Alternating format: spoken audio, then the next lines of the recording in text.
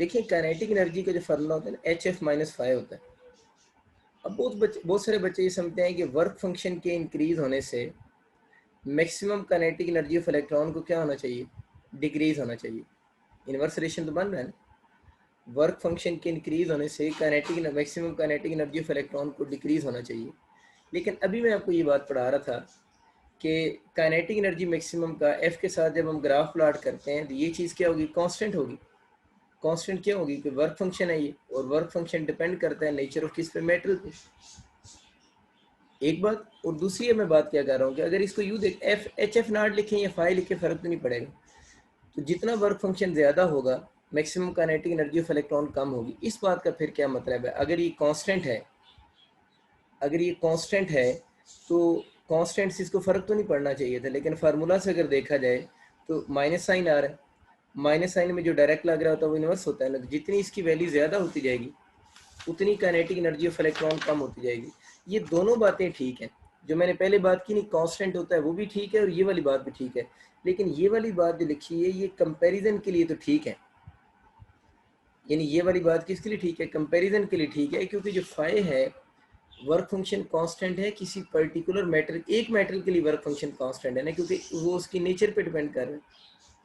लेकिन ये वाली जो बात हम कर रहे हैं ये वाली बात कंपैरिजन के लिए ठीक है। कंपैरिजन का मतलब ये है, बल्कि मैं आपको दोनों बातें समझाता हूँ, मैं आपको दोनों बातें समझाता हूँ ताकि आपको सही कंसेप्ट समझ आ जाए।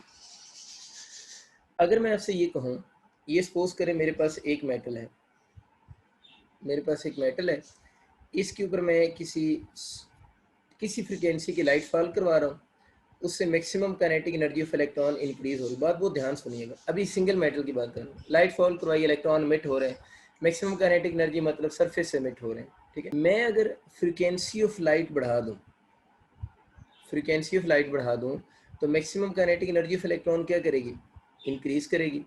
मुझे बताएं इस मेटल के वर्क फंक्शन पे क्या इफेक्ट होगा, कोई इफेक्ट नहीं होगा।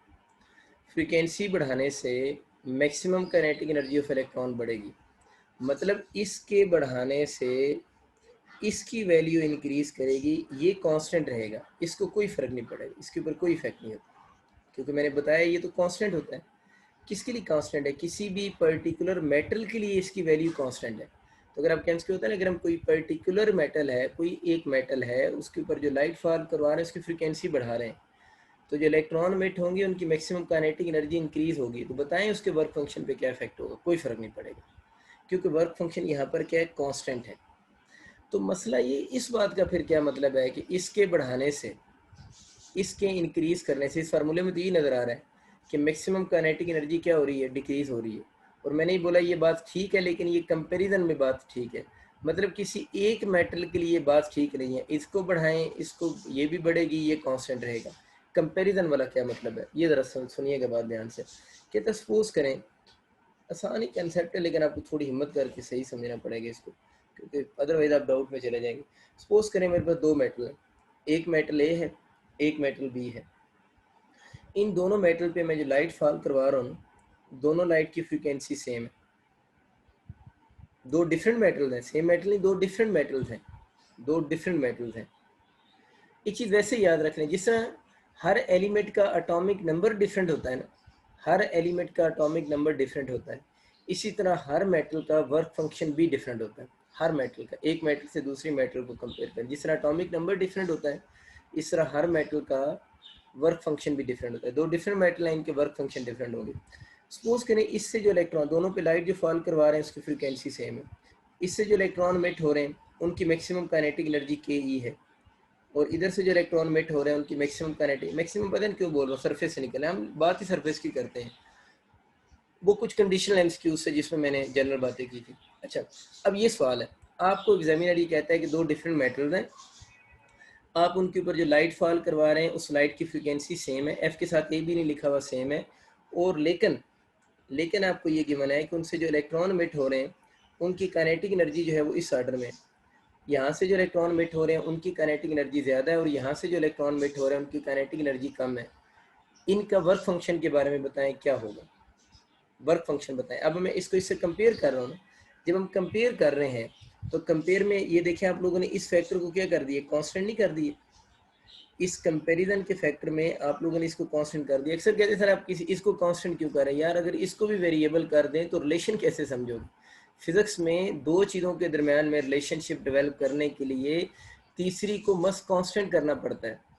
अगर थर्ड भी वेरिएबल हो जाए तो बात समझ नहीं आती फिर।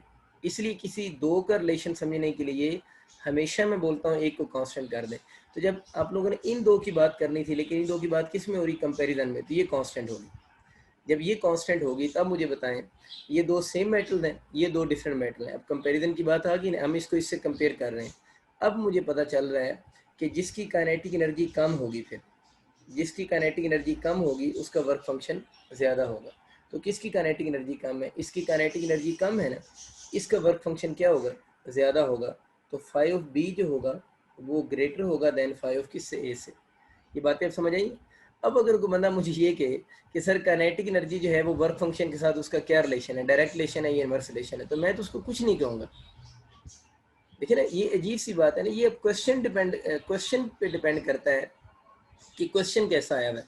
अगर ये क्वेश्चन आ गया कि अगर हम लाइट की फ्रिक्वेंसी बढ़ा रहे हैं तो उससे हमें पता है काइनेटिक एनर्जी इंक्रीज होती है, तो आम सी बात है फ्रिक्वेंसी बढ़ाने से काइनेटिक एनर्जी इंक्रीज होगी। बताएं काइनेटिक एनर्जी इंक्रीज हो रही है तो इस मेटल के वर्क फंक्शन पे क्या इफेक्ट होगा? तो इस सवाल में इसके वर्क फंक्शन पे कोई इफेक्ट नहीं होगा, जो है वही रहेगा। इधर भी ये तो नहीं हुआ कि आप लोगों ने जब लाइट फॉल करवाई है तो उसका वर्क फंक्शन चेंज हो गया। वर्क फंक्शन वही रहा है, वर्क फंक्शन कभी चेंज नहीं होता। लेकिन ये ज़रूर पता चल गया है इस क्वेश्चन में किसका वर्क फंक्शन कम है और किसका वर्क फंक्शन ज़्यादा है। ये ना समझें कि काइनेटिक एनर्जी जिसकी कम हो रही है उसका वर्क फंक्शन बढ़ रहा है, ऐसा नहीं है। काइनेटिक एनर्जी कम हो रही है और उसका वर्क फंक्शन इंक्रीज हो रहा है, ये बात गलत है। काइनेटिक एनर्जी कम हो रही है, वर्क फंक्शन ज़्यादा हो रहा है, ये बात गलत है। बात क्या ठीक है? कंपैरिजन में भी बात ठीक है कि अगर आपको दो डिफरेंट मेटल्स हों, उन पे सेम फ्रीक्वेंसी की लाइट फॉल करवाएं, तो फिर जिस मेटल की काइनेटिक एनर्जी कम होगी उसका वर्क फंक्शन ज़्यादा होगा, जिसकी काइनेटिक एनर्जी कम है उसका वर्क फंक्शन ज़्यादा है। तो इसका मतलब ये हुआ कि वर्क फंक्शन का और काइनेटिक एनर्जी का आपस में कोई रिलेशनशिप नहीं है। वर्क फंक्शन का और काइनेटिक एनर्जी का आपस में कोई रिलेशनशिप नहीं है। रिलेशनशिप का मतलब क्या है? क्या मैं यूँ लिख सकता हूँ kinetic energy inversely proportional to work function? मैं नहीं लिख सकता, ये बात गलत है, ये बात गलत है। इस बात का मतलब तो क्या है कि अगर आप काइनेटिक एनर्जी इंक्रीज करेंगे तो वर्क फंक्शन कम हो जाएगा, काइनेटिक एनर्जी इंक्रीज करेंगे वर्क फंक्शन कम हो जाएगा, ये बात बिल्कुल गलत है। काइनेटिक एनर्जी का वर्क फंक्शन के साथ कोई लिंक नहीं है। वर्क फंक्शन डिपेंड करता है नेचर ऑफ मेटल पे, नेचर तो नहीं बदल रही ना। अब इस सवाल में अगर आप कहेंगे सर आपने इन्वर्स रिलेशन यूज़ किया, तो इन्वर्स रिलेशन नहीं मैंने यूज़ किया, मैंने लॉजिक यूज़ की कि अगर ये कांस्टेंट हो गया है तो जिस मेटल की फिर काइनेटिक एनर्जी कम होगी उसका वर्क फंक्शन ज़्यादा होगा। ठीक है ना? काइनेटिक एनर्जी इसकी क्यों कम हुई है? कि इसकी अपने इलेक्ट्रॉन पर ग्रिप क्या थी? ज़्यादा थी।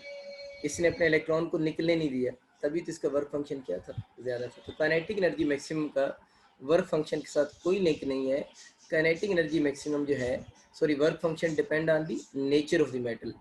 इस तरह का जब सवाल आता है तो बहुत सारे बच्चे इसमें कंफ्यूज होते हैं। अब आपको क्लियर हो गया? लिखने पर बस काइनेटिक एनर्जी मैक्सिमम का कोई रिलेशनशिप नहीं है किसके साथ? वर्क फंक्शन के साथ। यहाँ से जो रिलेशन लग रहा है हालांकि वो रिलेशन नहीं है। लग मतलब रहा है, बहुत सारे बच्चों को लगता है शायद सर ने इन्वर्स रिलेशन यूज़ किया। मैंने ये कहा कि इस मेटल इसका और इसका वर्क फंक्शन जो पहले था बाद में भी वही है। इतना ज़रूर इस इक्वेशन से पता चल जाता है किसका वर्क फंक्शन कम है और किसका वर्क फंक्शन ज़्यादा है। उम्मीद है आपको ये बात समझ आ गई। ठीक है, माइक ओपन ही है, अगर किसी को मसला हुआ तो अपनी बात पूछ लीजिएगा। अच्छा ठीक है, हम आगे चलते हैं, कहीं पीछे रह गए थे। हम और कुछ बातें करते हैं, एक और एमसीक्यू लेते हैं। जो हमारी बुक में ग्राफ है वही एमसीक्यू ले रहा हूँ। एमसीक्यू अब हम ये ले लेते हैं, जो लाइट फॉल कर रही है ना उस लाइट की इंटेंसिटी सेम है। जो लाइट फॉल कर रही है उस लाइट की बच्चों क्या सेम है? इंटेंसिटी सेम है, लेकिन जो लाइट फॉल कर रही है उसकी फ्रिक्वेंसी डिफरेंट है। ये मैं सिचुएशन गिवन होती है क्वेश्चन में, ये सिचुएशन गिवन होंगी, डिफरेंट ग्राफ प्लॉट होंगे और आपसे पूरा ग्राफ पूछेगा। ग्राफ के लिए सारा कंसेप्ट जो वोल्टेज वाला है वो मैं आपको इससे पिछली क्लास में बता चुका हूँ, आप लोगों ने बच्चों खुद याद रखना। ठीक है ना? इंटेंसिटी सेम गिवन है, फ्रिक्वेंसी डिफरेंट गिवन है, और आपसे क्वेश्चन में ही कह रहा है आप लोग जो है वो ग्राफ प्लॉट करें, photo electric effect versus current. ठीक है, इसका ग्राफ प्लॉट करें। I P photo electric current, इधर आपको पता है ना अभी नोड पर पॉजिटिव पोटेंशियल है और अब एनोड का पोटेंशियल क्या हो गया? रिवर्स हो गया है। इंटेंसिटी अगर सेम है तो मैंने क्या पढ़ाया था, इंटेंसिटी का फोटो इलेक्ट्रिक करंट के साथ कौन सा रिलेशन है? Direct relation. आपने देखा होगा लेकिन अब हम करंट को फिर भी इंटेंसिटी के साथ लिंक कर रहे हैं।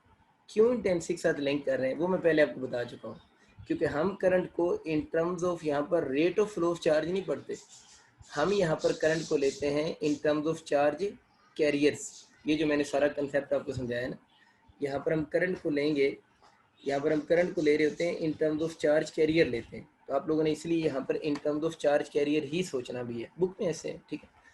तो इंटेंसिटी का फोटो इलेक्ट्रिक करंट का डायरेक्ट रिलेशन है। मुझे बताओ इंटेंसिटी अगर सेम है, इंटेंसिटी अगर सेम है तो हम तो यही बोलेंगे कि फोटो इलेक्ट्रिक करंट आपका सिंगल लाइन से शो होगा। क्यों सिंगल लाइन से शो हो रहा है? इसलिए सिंगल लाइन से शो हो रहा है कि इंटेंसिटी सेम है, तो फोटो इलेक्ट्रिक करंट क्या होगा? सेम होगा। अगेन वही बात, जिनको सही कंसेप्ट समझ आ रहा है कि हम फोटो इलेक्ट्रिक करंट को सिर्फ इन terms of charge carrier he discuss करेंगे, ठीक है। अब मसला ये हुआ, लेकिन जो फ्रीक्वेंसी है वो तो डिफरेंट है, मतलब जो फ्रीक्वेंसी है वो डिफरेंट है, यानी कुछ ऐसे इलेक्ट्रॉन्स होंगे, कुछ ऐसे फोटो इलेक्ट्रॉन्स होंगे जिनकी फ्रीक्वेंसी ज़्यादा है। फ्रीक्वेंसी ज़्यादा का मतलब है कि उनकी काइनेटिक एनर्जी फिर क्या होगी? ज़्यादा होगी। काइनेटिक एनर्जी अगर ज़्यादा होगी तो हम लोगों ने पढ़ा हुआ है ना कि जो फ्रीक्वेंसी है और स्टॉपिंग पोटेंशियल का आपस में डायरेक्ट रिलेशन है। जिसकी फ्रीक्वेंसी ज़्यादा होगी उसका स्टॉपिंग पोटेंशियल भी क्या होगा? ज़्यादा ही होगा। तो यहाँ से पता नहीं, जब ये वाला पोर्शन शुरू होता है तो करंट ने कम होना होता है।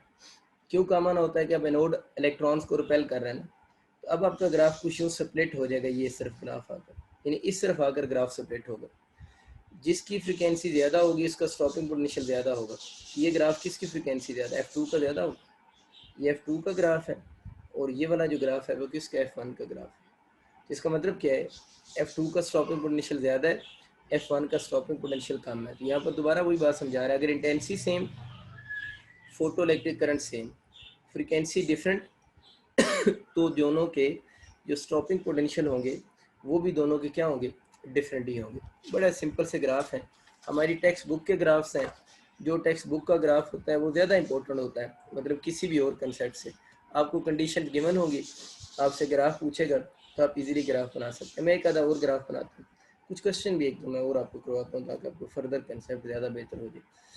काइनेटिक एनर्जी मैक्सिमम जो है उसका हमने बड़ी दफ़ा अभी फ्रीक्वेंसी के साथ ग्राफ प्लाट कर रहे हैं, आपको आता है। मैं वैसे एक और ग्राफ बना रहा हूँ, मैं 3 डिफरेंट मटेरियल का बच्चों ग्राफ बना रहा हूँ, एक का नहीं बल्कि 3 डिफरेंट मटेरियल का। बड़ा सिंपल सी बात मैंने करनी, ABC। पता नहीं यहाँ पर ये इसका कौन सा है? F0 है, इस मटेरियल की ये F0 है, इस मटेरियल का ये F0 है। तो आपसे ये क्वेश्चन में ये पूछेगा कि बताएं किसका वर्क फंक्शन ज़्यादा है।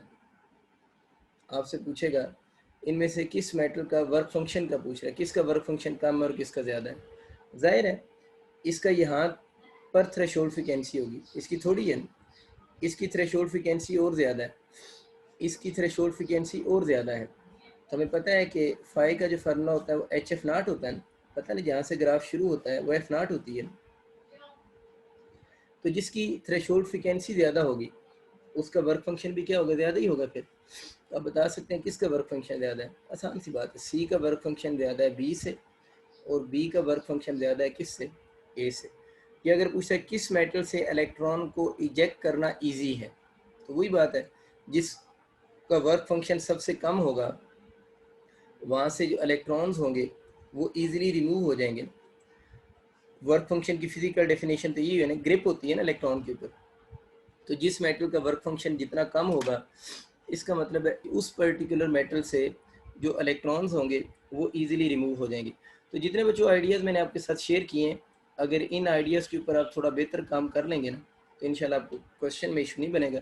एक आधा मैं आपको क्वेश्चन करवा देता हूँ, तो थोड़ा अच्छा क्वेश्चन ही करवाता हूँ। एक क्वेश्चन अपने पास लिख लें, इसकी स्टेटमेंट तो काफ़ी लंबी चौड़ी स्टेटमेंट है, मैं लिखवाता हूँ आपको इसकी स्टेटमेंट किधर गई। स्टेटमेंट इसकी लिख लेंगे, फिर लिखें the figure shows variation of the figure shows variation of IP में लिख सकते हो, IP mean photo electric current. The figure shows variation of photo electric current with, मैं पूरी स्टेटमेंट इसलिए लिख रहा हूँ ताकि आपको क्वेश्चन में स्टेटमेंट पढ़ के भी आइडिया हो ना, with anode potential, with anode potential for a a word लिखा हुआ है, किसी एक मेटल की बात हो रही है। For a photo sensitive surface, for a photo sensitive surface, for a photo sensitive surface,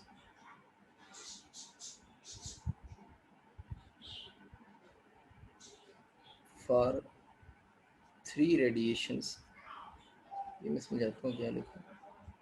for 3 radiations let IA, IB and IC be the intensities and FA, FB and FC be the frequencies.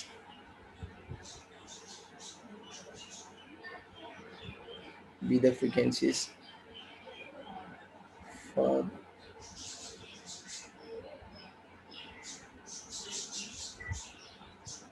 curves A, B and C. ठीक है, और पूछ रहा है कि choose the correct option या select correct option.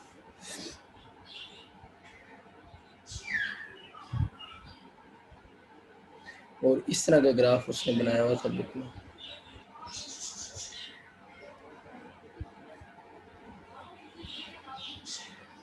हमारे course में असल में ये एमडी कैट में तो टॉपिक बाद में ऐड हुआ है ना, इसलिए आपको एमडी कैट में इसके थोड़े से एमसीक्यू नजर आएंगे। पहले फोटो रेक्टिफायर कोर्स में नहीं होता था, बाद में आएंगे। तो इस तरह के उसने ग्राफ बनाए हैं। ये इंडिया को जो मेडिकल का पेपर है ना, उसमें 2004 के एमसीक्यू है इंडियन टेस्ट का। हमारी बुक में तो उसके अच्छे एमसीक्यू बने हुए।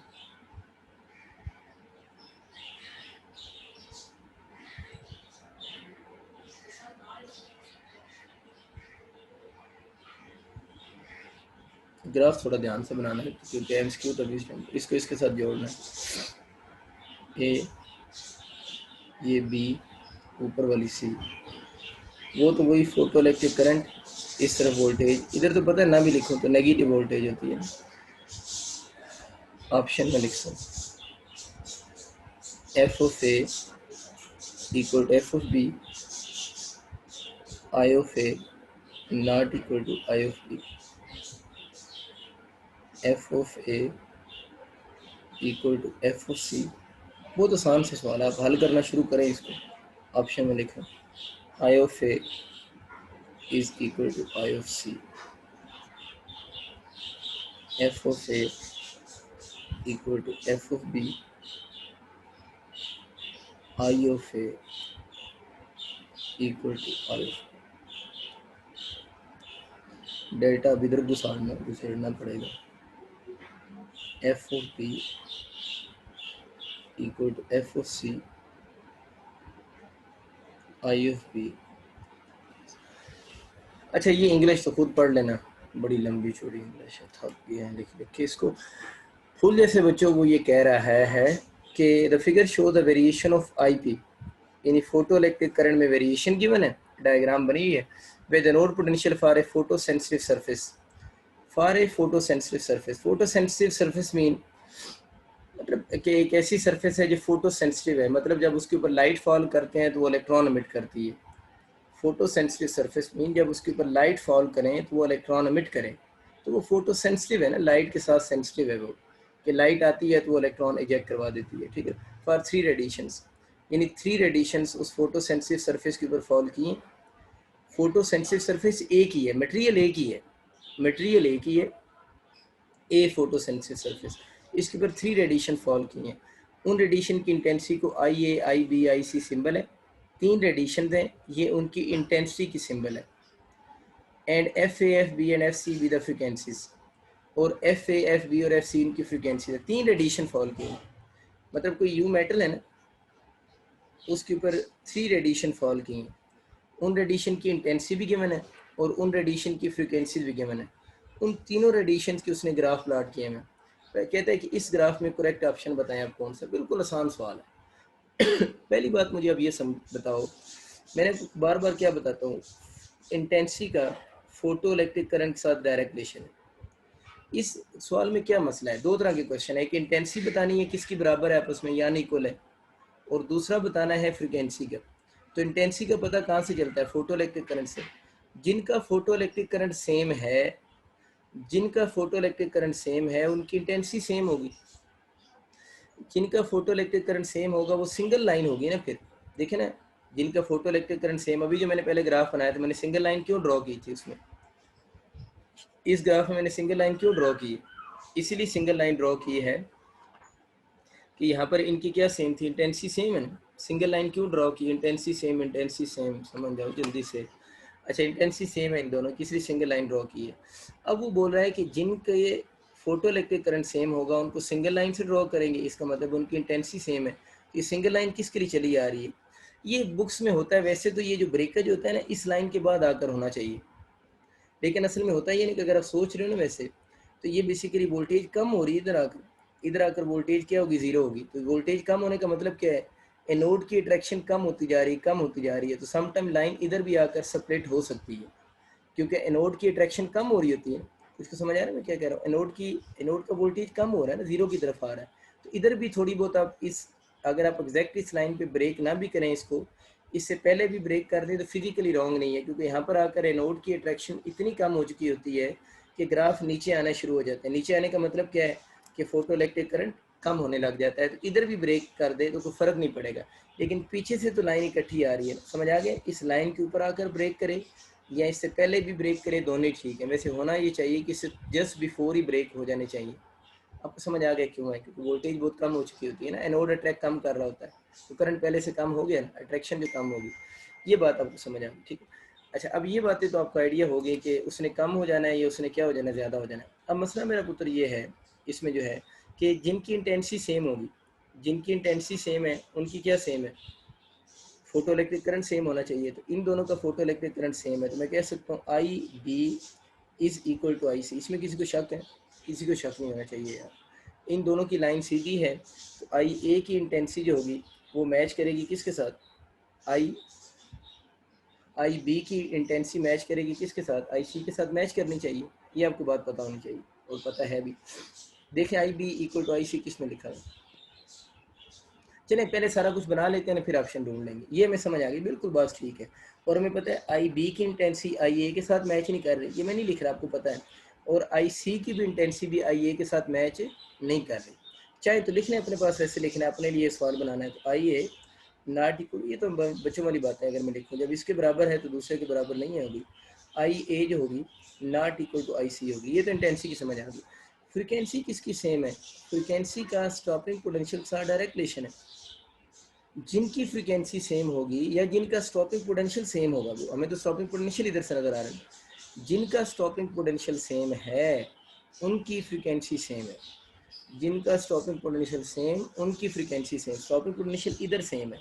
ये किसकी लाइन आ रही है? ए की। ये किसकी आ रही है? बी की। ए और बी का स्टॉपिंग पोटेंशियल सेम, ए और बी का स्टॉपिंग पोटेंशियल सेम, ये सेम तो इनकी फ्रीक्वेंसी भी सेम। इसका मतलब एफ ए जो होगा वो इक्वल टू क्या होगा? एफ बी होगी। अब मैं नहीं यार लिख रहा कि F A not equal to F C होगी, नहीं होगी ना, सी के बराबर। F A not equal to F C होगी, कहीं घुसेड़ घुसाड़ दो, नहीं होगी ना बराबर, क्योंकि स्टॉपिंग पोटेंशियल डिफरेंट है ना। F A not equal to क्या होगी? अगर बी के बराबर है तो सी के बराबर क्यों नहीं होगी? लेकिन सी की लाइन तो आगे जा रही है। F A not equal to क्या होगी? एफ सी होगी। या ये भी चाहें तो लिख सकते हैं, ये आपको समझ आएगा ना, F A not equal to F C होगी। या अगर आपसे ये सवाल में पूछ रहे किसका स्टॉपिंग पोटेंशियल सबसे ज़्यादा होगा, तो इस वाले का स्टॉपिंग पोटेंशियल ज़्यादा है ना। तो इनमें मैं ये भी कह सकता हूँ एफ सी जो होगी वो ग्रेटर होगी एफ ए से भी, इसका स्टॉपिंग पोटेंशियल ज़्यादा है ना। तो एफ सी ग्रेटर होगी एफ ए से भी, और अंडरस्टूड है ए और बी आपस में बराबर हैं, तो एफ सी ग्रेटर होगी किससे? एफ बी से भी। समझ आ गए? जो मर्जी इसका सवाल पूछे अब आप कर सकते हैं। अब आ जाओ इधर, पहला लिखा हुआ है option F A equal F B. हाँ यार ये तो ठीक है, F A equal F B तो हमें पता है, ये बात तो ठीक है। आगे लिखा है I A equal to I B है, I A not equal to I B, ये लिखा हुआ है ना हम लोगों ने, I A not equal to क्या होगा? आई बी होगा। ये बात तो बिल्कुल ठीक है, ये बात तो बिल्कुल ठीक है। अच्छा, हमारी जो पंजाब पाकिस्तान में ऐसा होता है ना कि जो एमसीक्यू आता है उसका एक ऑप्शन सेलेक्ट करना होता है। इंडिया में ये रिवाज भी है कि उनके जो ऑप्शन लिखे होते हैं ऊपर ये नहीं लिखा होता, उन्होंने लिखा होता है कि आप एक से ज़्यादा ऑप्शन भी सिलेक्ट कर सकते हैं। मतलब एक एमसीक्यू के 2 करेक्ट ऑप्शन भी हो सकते हैं, क्योंकि वो बोथ का ऑप्शन नहीं देते, वहाँ पर बोथ का ऑप्शन नहीं होता, वहाँ पर ट्रेंड होता है कि अगर एक के 2 ठीक है तो दोनों को टिक करो, क्योंकि वो कहते हैं जब बोथ लिख देते हैं तो ऑप्शन आप कम कर रहे हैं, तो इसलिए इसमें 2 ऑप्शन भी ठीक हो सकते हैं। वहाँ मतलब वैसे बात कर रहा हूँ, हमारा तो ऐसा नहीं होता, हमारे यहाँ तो बोथ का ऑप्शन अभी तक है यूनिवर्सिटी में, वहाँ पर नहीं है, वहाँ पर एक एमसीक्यू के 2 ऑप्शन भी ठीक हो सकते हैं। तो ये उनका एमसीक्यू देख लेता है कि 2 ऑप्शन ही ठीक ना हो, ये समझ आ गया, वहाँ बोथ का ऑप्शन अलाउड ही नहीं है, बना ही नहीं सकता examiner. F A equal to S C, F A equal to S C, ये तो बात बड़ी गलत लिखी है, गलत है ना, ये गलत है, ये गलत है, नॉट इक्वल है ना। आगे लिखा है F A equal F B, ये भी तो ठीक लिखा हुआ है, हाँ ए ऑप्शन ठीक है, ये भी तो ठीक लग रहा है, F A equal F B. ज़रा नीचे देखते हैं, नीचे लिखा है I A equal to I B, हालांकि I A not equal to के आई बी है, ये बात तो ठीक है, ये बात गलत है। तो ओवरऑल हमने तो पूरा ऑप्शन सेलेक्ट करना है ना, तो ये ऑप्शन इसकी वजह से ठीक था, इसकी वजह से ये वाला ऑप्शन हम चूज, मतलब sorry F A F B के बराबर तो था, इसकी वजह से तो ये ऑप्शन ठीक है, ठीक लग रहा है ना, लेकिन I A not equal to I B था, तो इसकी वजह से ये गलत हो गया ना। तो ओवरऑल तो ये ऑप्शन आप चूज़ नहीं कर सकते, क्योंकि इसका आधा हिस्सा ठीक है, आधा हिस्सा इसका गलत है, इसलिए ये ऑप्शन नहीं हो सकता। Delta F B equal to F C, F B equal to F C, नहीं ये तो गलत बात है, एफ बी और एफ सी आपस में इक्वल नहीं है, क्योंकि एफ ए और एफ बी आपस में इक्वल है, एफ बी जो एफ सी की इक्वल नहीं है, तो ये वाला ऑप्शन भी क्या होगा, रॉन्ग होगा। तो फिर इसका एक ही ऑप्शन करेक्ट है, वो कौन सा है, ये ऑप्शन करेक्ट होगा। तो ये सवाल करवाने का सिर्फ मेरा बच्चा मकसद ये था कि आपको ये बात समझ आ जाए कि आपके इस तरह के क्वेश्चन अगर आएंगे तो आपको अगर कोई ग्राफ बना हुआ आ जाए, क्योंकि आपकी बुक में और बातें हैं ना, आपकी बुक में बने हुए ग्राफ्स को आप लोगों ने सिलेक्ट करना होगा ना, लेकिन इस तरह के क्वेश्चन में अब आप लोगों ने ये चीज़ें सीख ली हैं कि कोई बना हुआ ग्राफ आ जाए, उस ग्राफ से देख कर भी आप चीज़ें बता सकते हैं किसकी किसके साथ इंटेंसिटी सेम है। यार सीधी सी बात है, जिसकी सिंगल लाइन आ रही है उनकी इंटेंसिटी सेम है, जिनके स्टॉपिंग पोटेंशियल सेम है, ये फार्मूले हैं दो। जिनकी फोटो इलेक्ट्रिक करंट सेम होने का मतलब है एक सिंगल लकीर आ रही है, जिनकी सिंगल लाइन है उनके फोटो इलेक्ट्रिक करंट सेम, उनकी इंटेंसिटी सेम। जिनके इधर आके मिल रहे हैं इकट्ठे, जिनके जो ही इकट्ठे हो रहे हैं, जो इकट्ठे जुड़ रहे हैं, उनका स्टॉपिंग पोटेंशियल सेम है, तो उनकी फ्रिक्वेंसी क्या होगी, सेम। ये दो बातें अपने पल्ले बांध लो, सवाल आपका रॉन्ग नहीं होगा फोटो इलेक्ट्रिक इफेक्ट का। अगर वो इस तरह का कोई थोड़ा सा टफ टाइप क्वेश्चन भी क्रिएट करने की कोशिश करता है तो आप बड़े आराम से उसको सॉल्व कर सकते हैं। उम्मीद है अब आप लोगों से ये हल हो जाएगा, इसमें और तो इतने ख़ास आइडियाज़ कोई नहीं है, और जितने भी क्वेश्चन उन्होंने बात की हुई है वो बहुत बेसिक सी बातें हैं।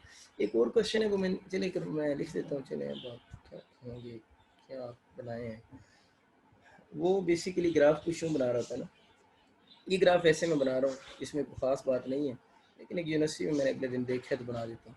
ये फोटो इलेक्ट्रिक करंट, ये आपको पता है ना, वो पॉजिटिव वोल्टेज, ये कौन सा नेगेटिव वोल्टेज। तो उसने ने अगले दिन मैं देख रहा था कि यूनिवर्सिटी में उसने यूँ ग्राफ बना रहा था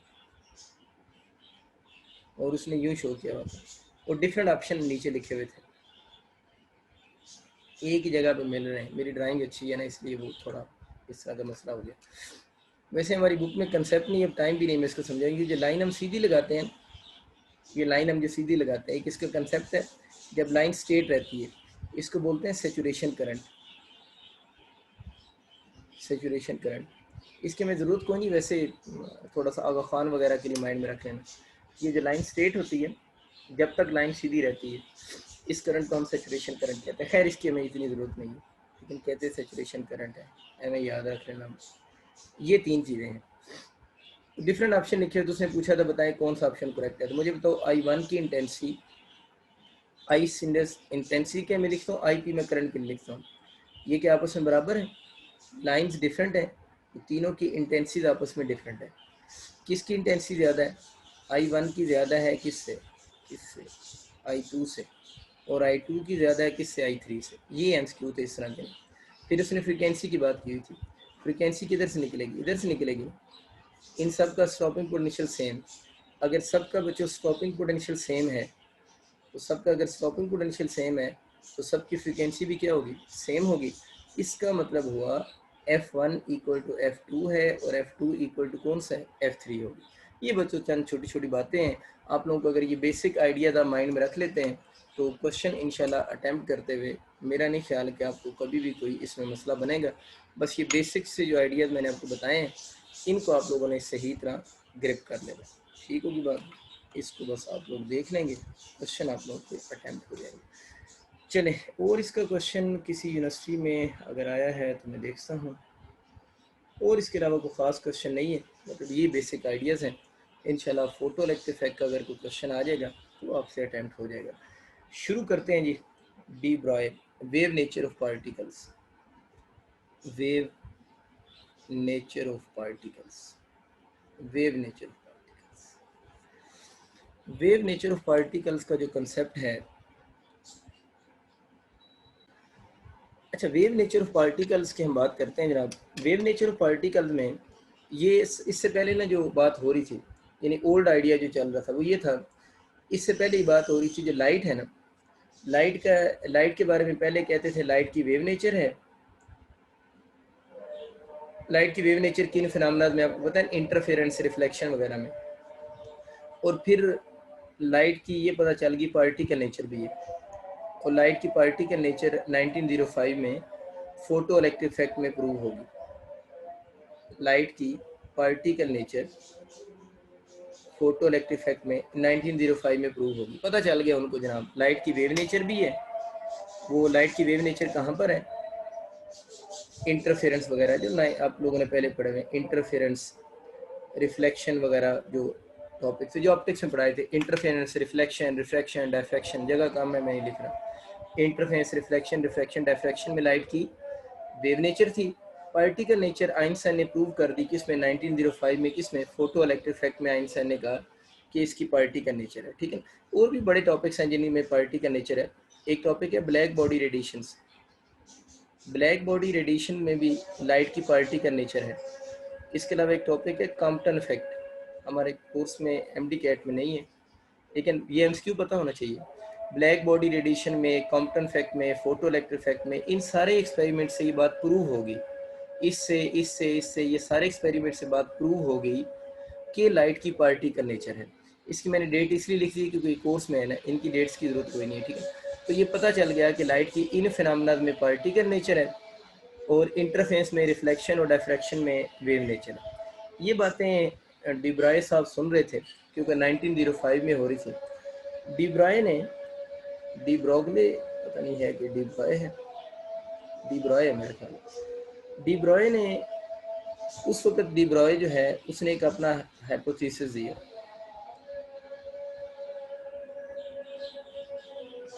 डिब्राय ने अपना हाइपोथेसिस दिया 1924 में। मैं थोड़ी सी आपको स्टोरी सुनाता हूँ, पता नहीं सर ने एक दफ़ा सुनाई थी। वो कहते थे कि डिब्राय जो है 1924 में पीएचडी कर रहा था, और इस वक्त पीएचडी में आपको सारों को पता है एक थीसिस जमा करवाना होता है। अगर थीसिस ठीक हो तो आपको डिग्री मिलती है, थीसिस अप्रूव ना हो तो आपको डिग्री नहीं मिलती। डिब्राय जो था उसने थीसिस सबमिट करवाने की जब डेट करीब आई तो डिब्राय ने एक सिंगल लाइन लिख के उनको सबमिट करवा दी, और उस सिंगल लाइन में ये बात लिखी हुई थी, एवरी मूविंग पार्टिकल, ये उसके पीएचडी के थीसिस की लाइन थी, every moving particle has a wave associated with it.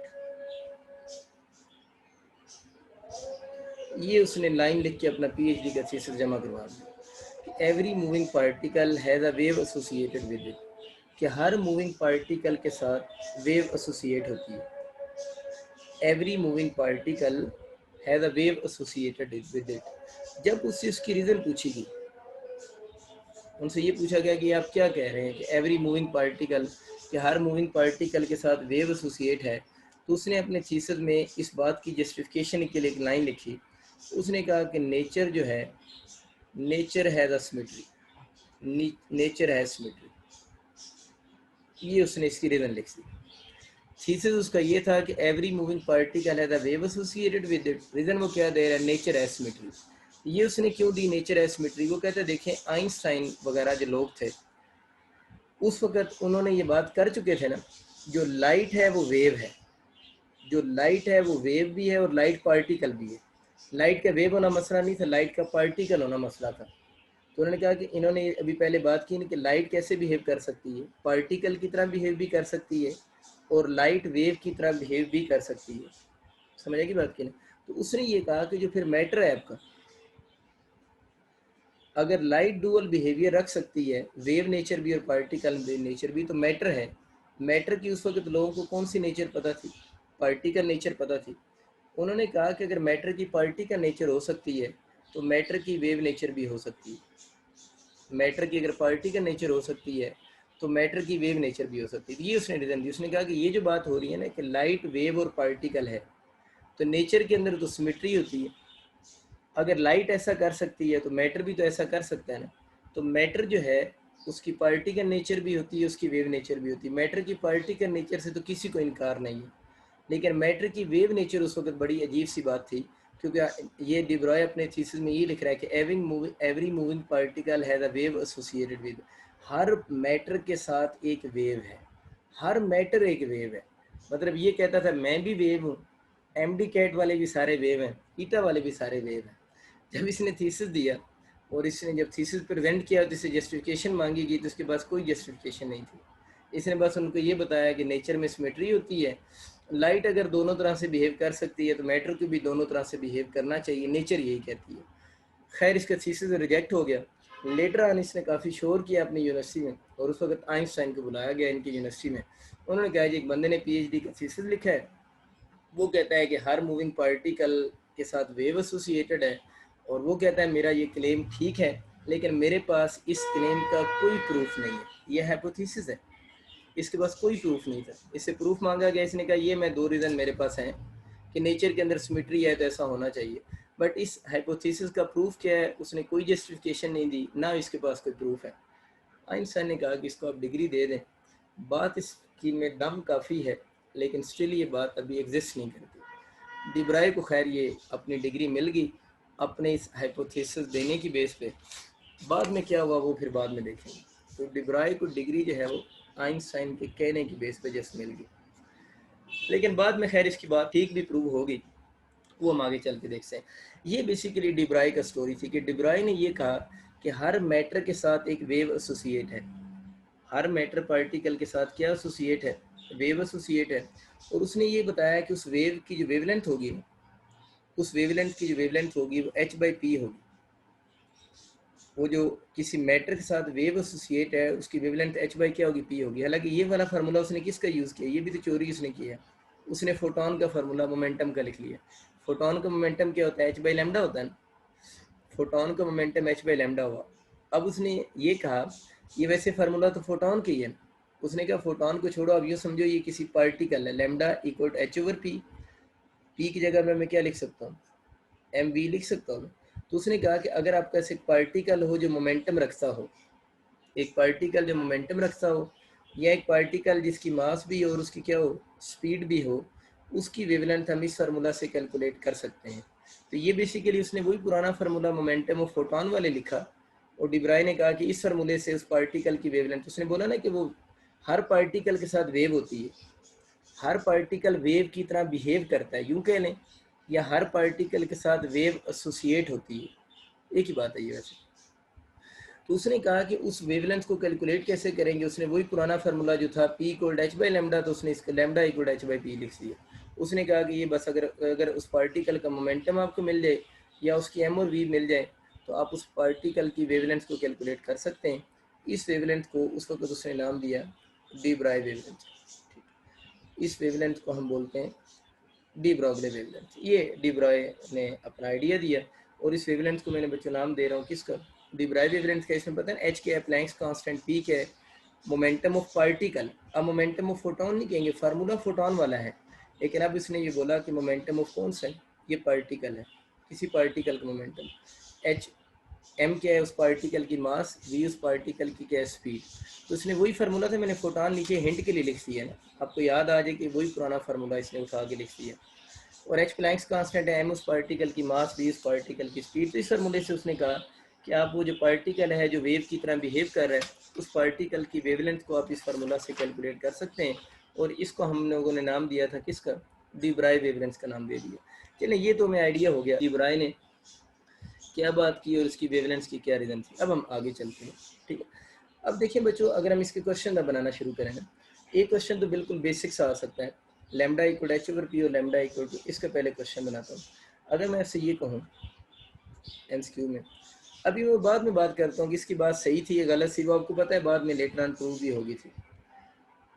बल्कि इसके साथ ही लिख देता हूँ, बात जल्दी ख़त्म कर देता हूँ। इसने अपना आइडिया या हाइपोथेसिस दिया, हाइपोथेसिस दिया 1924 में, और डिब्राई को अपने इस हाइपोथेसिस पे नोबेल प्राइज़ मिला। इसको अपने इस हाइपोथेसिस पे नोबेल प्राइज़ मिला है 1929 में।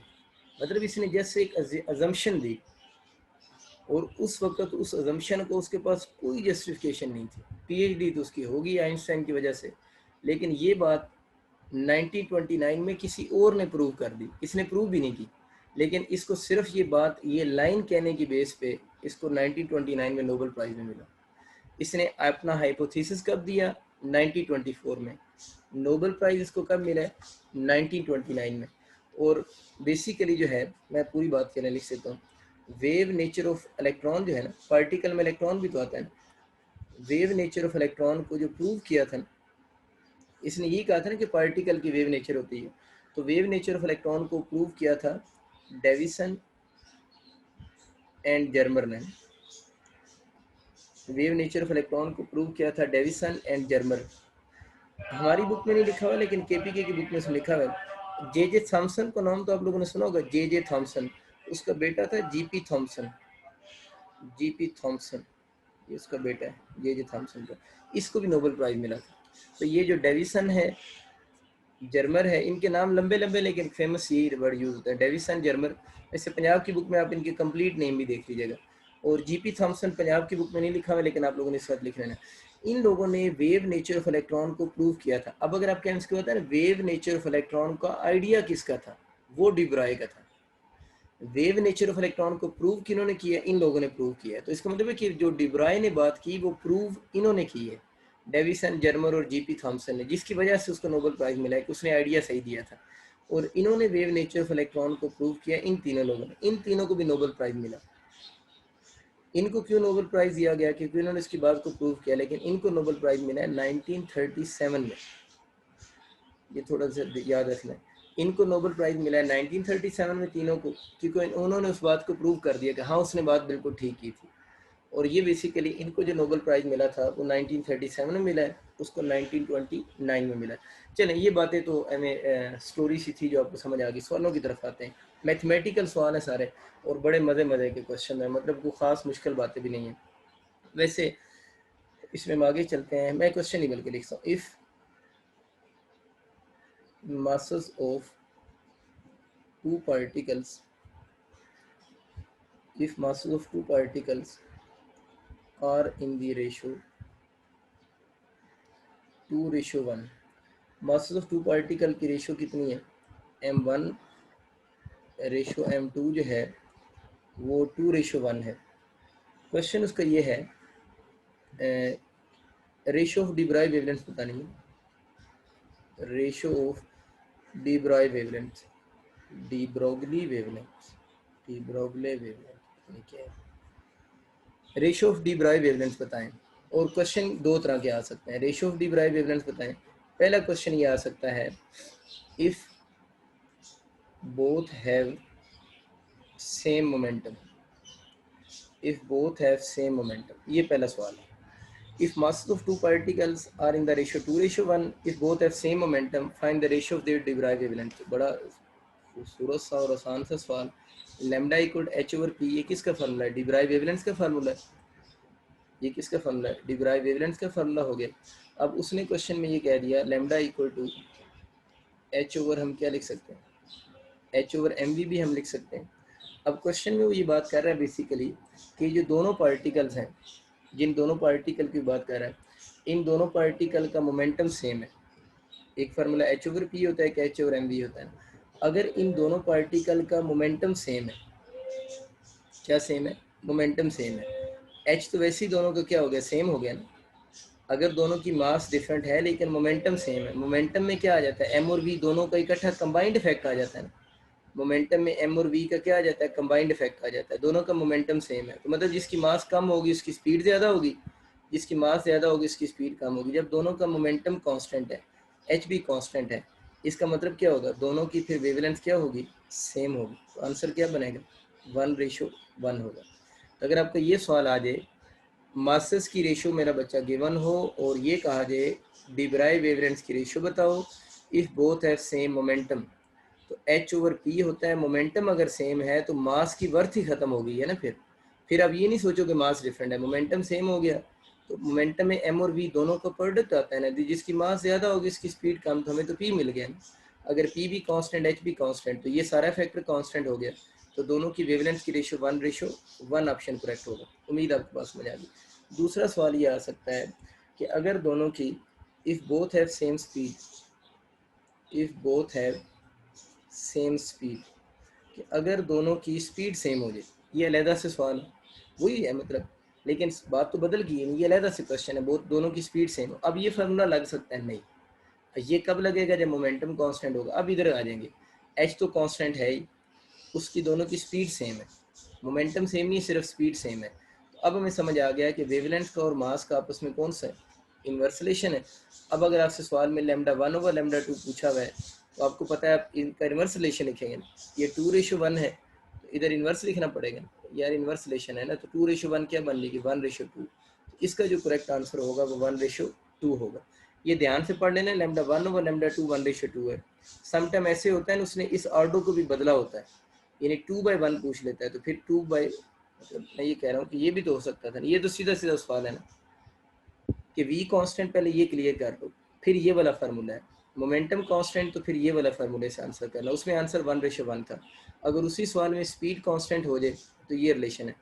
आगे हमें पता है इन्वर्स रिलेशन है ना, तो λ1/λ2 ये रेशो कितनी 2:1, इधर क्या बनेगी 1:2। मैं ये बात कर रहा था, कुछ दफ़ा ऐसा होता है, कभी कभार ऐसी वो काम करता है कि वो इसको उल्टा पूछ लेता है, 2/1 पूछ लेता है, 2/1 पूछ लेता था। एंड पे आप रेसिप्रोकल ले लो, एंड पे रेसिप्रोकल हो गए तो 2 रेशो क्या हो जाएगी 1 बन जाएगी। मैं ये नहीं कह रहा उधर से देख के एज इट इज लिख दो, फिर आप कंफ्यूज हो जाओगे ना।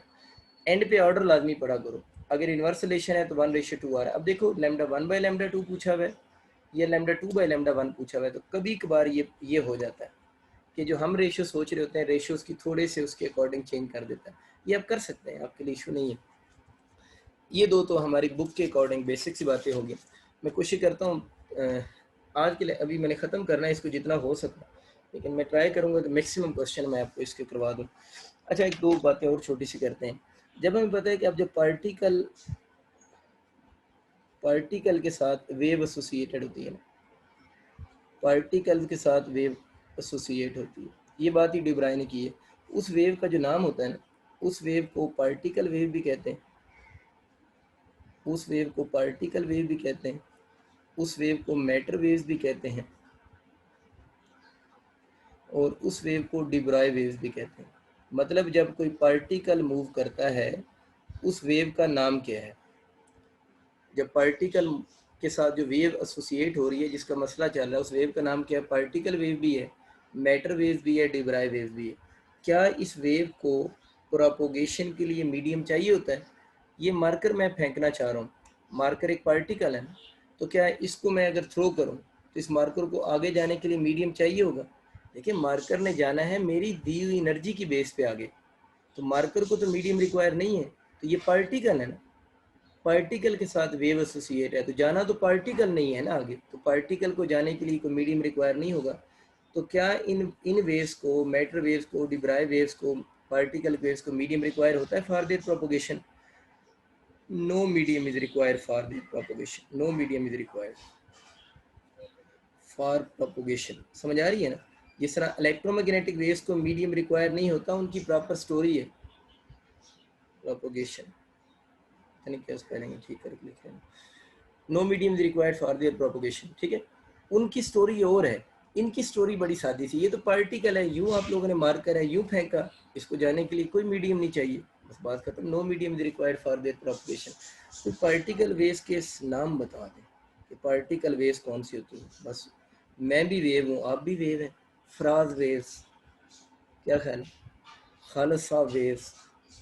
अच्छा, पार्टिकल वेव्स के नाम कौन से हैं, इनमें से अल्फा रेज होती हैं, अल्फा रेज पार्टिकल वेव है, अल्फा एक पार्टिकल है जो मूव करता है। बीटा रेज ये इलेक्ट्रोमैग्नेटिक नहीं है, ये डिब्राई वेव्स होती हैं। अल्फा पार्टिकल है, बीटा पार्टिकल है। इवन इसके अलावा हम बात करें न्यूट्रॉन वेव्स है, न्यूट्रॉन किधर से आ गए, न्यूट्रॉन क्या पार्टिकल नहीं है। तो न्यूट्रॉन की जो वेव्स होंगी या न्यूट्रॉन रेज कह लें, ये सारी कौन सी हैं? पार्टिकल वेव्स हैं। इसका मतलब ये है कि पार्टिकल वेव्स में कौन सा पार्टिकल पार्टिकल वेव्स प्रोड्यूस करेगा, मतलब कौन सा पार्टिकल होना चाहिए जो मैटर वेव्स बनाए? क्या वो पार्टिकल न्यूट्रल होना चाहिए या उस पार्टिकल को चार्ज पार्टिकल होना चाहिए, या उस पर चार्ज कौन सा होना चाहिए? उस पर पॉजिटिव चार्ज होना चाहिए या उस पर नेगेटिव चार्ज होना चाहिए? मैं ये कह रहा हूँ पार्टिकल वेव्स कौन बनाते हैं? पार्टिकल बनाते हैं। तो वो पार्टिकल कैसे होने चाहिए? न्यूट्रल पार्टिकल क्या मैटर वेव्स बनाते हैं या चार्ज पार्टिकल बनाते हैं? चार्ज में से कौन सा चार्ज पार्टिकल मैटर वेव्स बनाता है? सब बनाते हैं। न्यूट्रल पार्टिकल भी मैटर वेव्स बनाते हैं, पॉजिटिव चार्ज पार्टिकल भी मैटर वेव्स बनाते हैं, नेगेटिव चार्ज। मैंने इसलिए एग्जांपल लिखी है, ये positive charge particle matter wave, ये पार्टिकल वेव बना रहा है। बीटा इलेक्ट्रॉन होते हैं ना, इलेक्ट्रॉन कौन से? Negative charge particle matter wave बना रहे हैं। न्यूट्रॉन न्यूट्रल है, ये भी कौन सी वेव बना रहा है? पार्टिकल वेव बना रहा है। तो डिब्राई वेव्स या पार्टिकल वेव्स किस पार्टिकल के साथ एसोसिएट होती हैं? कोई भी पार्टिकल हो सकता है, वो न्यूट्रल पार्टिकल हो या वो क्या हो, चार्ज पार्टिकल हो। बहुत कम चांसेस हैं ये बात पूछे। डिब्राई का जो आइडिया है ना कि हर पार्टिकल के साथ वेव एसोसिएट होती है, आइडिया अगर आ जाए ना इसकी वेल होल्ड फॉर, तो ये वाला आइडिया वेल होल्ड करता है फॉर माइक्रोस्कोपिक पार्टिकल्स। फॉर किसके लिए? माइक्रोस्कोपिक पार्टिकल, यानी ये वाला आइडिया ज़्यादा अच्छा होल्ड करता है माइक्रोस्कोपिक पार्टिकल के लिए, वेल होल्ड करता है। आपकी बुक में ना, जो पंजाब वाले बच्चे हैं उनकी बुक में ना पेज 192 पे एक एग्जाम्पल गिवन है। मैं सिर्फ उस एग्जाम्पल का आंसर लिखता हूँ। उस एग्जाम्पल में उसने ये कहा है कि आपके पास एक बुलेट है, ये वैसे बात समझाने के लिए कह रहा हूँ। एक बुलेट है और मास ऑफ बुलेट उसमें क्वेश्चन में गिवन है 20 ग्राम, और बुलेट जो है वो मूव कर रही है with the speed of 3 metre पर सेकंड। उसने कहा इस बुलेट की डिब्राई वेवलेंथ कैलकुलेट करें, तो फार्मूला H/mv होगा। बुलेट अब माइक्रोस्कोपिक तो नहीं है, माइक्रोस्कोपिक होती है। उस बुलेट की मास भी पता है, स्पीड भी पता है। इस फार्मूले में आप पुट करके इसको सॉल्व करोगे ना, तो इसका आंसर आ जाएगा 1 × 10⁻⁻34 मीटर। अब ये इतनी कम वेवलेंथ है, 10⁻⁻34 मीटर। ये वाली wavelength can not be measured, ये वाली वेवलेंथ मेजर ही नहीं की जा सकती। क्यों नहीं मेजर की जा सकती? बड़ी होगी, छोटी होगी? छोटी होगी। इतनी छोटी वेवलेंथ है कि हम इसको मेजर ही नहीं कर सकते। देखिए ना, हमारी एक्स रेज की वेवलेंथ कितनी है? -10 मीटर हम लिखते हैं ना। गैमा रेज की कितनी होगी? -12 इतनी होगी, -12 -13 बोल देता हूँ। वो -13 है, ये -34 है। हम -13 बड़ी मुश्किल से मेजर करते हैं गैमा रेज की। -13 है ना यार, उसकी -10 है तो उसकी -12-13 होगी गैमा रेज की ना। तो कैसे पॉसिबल है -34 मेजर कर रहे हैं? इसका मतलब ये इतनी कम वेवलेंथ है, इस वेवलेंथ को हम मेजर नहीं कर सकते। कुछ लोग कैन नॉट बी मेजर की बजाय कैन नॉट बी डिटेक्टेड भी लिखते हैं, मतलब आप डिटेक्ट नहीं कर पाएंगे, आपको लगेगा पार्टिकल ही चल रहा है। ये है ना, इसके साथ वेव आपको ये नज़र ही नहीं आएगी, आपको लगेगा क्या मूव कर रहा है, तो पार्टिकल ही आगे जा रहा है, क्योंकि ये वेवलेंथ इतनी ज़्यादा क्या हो चुकी है, स्मॉल हो चुकी है।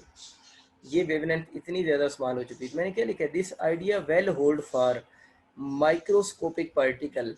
मैक्रोस्कोपिक पार्टिकल की वेवलेंथ कम हो जाती है, मैक्रोस्कोपिक पार्टिकल की, लिखने अपने पास, मैक्रोस्कोपिक पार्टिकल के ऊपर आइडिया वेल होल्ड क्यों नहीं करता? क्या उनकी वेवलेंथ ज़्यादा हो जाती है? नहीं, बल्कि उनकी वेवलेंथ इतनी कम हो जाती है कि हम उस वेवलेंथ को डिटेक्ट या मेजर नहीं कर सकते। इसलिए जो डिब्राई ने आइडिया दिया था, ये माइक्रोस्कोपिक पार्टिकल के लिए नहीं है, ये मैक्रोस्कोपिक पार्टिकल के लिए है। इसका मतलब है खालिस साहब वेव में कन्वर्ट नहीं हो सकते, मतलब उनके साथ जो वेव एसोसिएटेड होगी या इफ़ान साहब के साथ जो वेव एसोसिएटेड है वो डिटेक्टेबल नहीं है। इसका मतलब है डिब्राई का आइडिया मैक्रोस्कोपिक पार्टिकल के लिए वेल होल्ड नहीं करेगा। बातें आपको समझ आ गई, बड़ी छोटी छोटी और सिंपल सिंपल सी बातें। कुछ थोड़ी सी थकी थकी बातें मैं करता हूँ चंद ना। कोई भी पार्टिकल मूव कर रहा है ना, कोई भी पार्टिकल है जिधर भी मूव कर रहा है, वो उसका डिब्राई वेवलेंथ का सवाल पूछ सकता है। वो कोई पार्टिकल जिधर भी मूव कर रहा है, तो लिख लो, कोई पार्टिकल जिधर भी मूव कर रहा है उसका डिब्राई वेवलेंथ का सवाल आ सकता है। अच्छा, मैं कुछ जिधर मूव करवाता हूँ उसको। हम लोगों ने पढ़ा, एक पार्टिकल को मैंने अपवर्ड थ्रो किया, बॉडी का अपवर्ड थ्रो किया जनाब। ये मेरे पास गेंद है, मैंने इसको अपवर्ड थ्रो किया, हमें पता है जब हम लोगों ने इसको थ्रो किया, सपोज करें यहाँ पर इसकी वेलोसिटी v1 है, वन डायमेंशन मोशन है, आप ऊपर फेंका, टॉप पे जाके इसकी वेलोसिटी क्या होगी, 0 होगी। जब ये दोबारा इस लेवल पे आया तो इसकी वेलोसिटी क्या होगी, v2 नहीं होगी। हमें पता है v1 और v2 आपस में बराबर होंगी यार, चैप्टर 3 सॉरी वो मोशन, और ये दोनों पॉइंट पे इसकी वेलोसिटी क्या होगी, मैक्सिमम होगी। क्या होगी, मैक्सिमम होगी। और टॉप पे जाकर उसकी वेलोसिटी 0 होगी। क्यों 0 होगी, कौन सी मोशन है, वन डायमेंशन मोशन है। पूछते हैं आप लोगों से, बताएं डी ब्राइव वेवलेंस यहाँ पर क्या होगी, या यहाँ पर डी ब्राइव वेवलेंस क्या होगी, और यहाँ पर डी ब्राइव वेवलेंस क्या होगी। तो मुझे सिर्फ ये बताओ, lambda is equal to h/mv होता है, जी होता है। तो ये लॉन्चिंग वाले पॉइंट्स हैं ना, और इन पॉइंट्स पे अगर आप देख लें पार्टिकल की मास तो चेंज हो नहीं रही, तो लैम्डा का v के साथ कौन सा रिलेशन, इनवर्स। तो जहाँ पर स्पीड मैक्सिमम होगी वहाँ पर वेवलेंथ क्या होगी, मिनिमम नहीं होगी।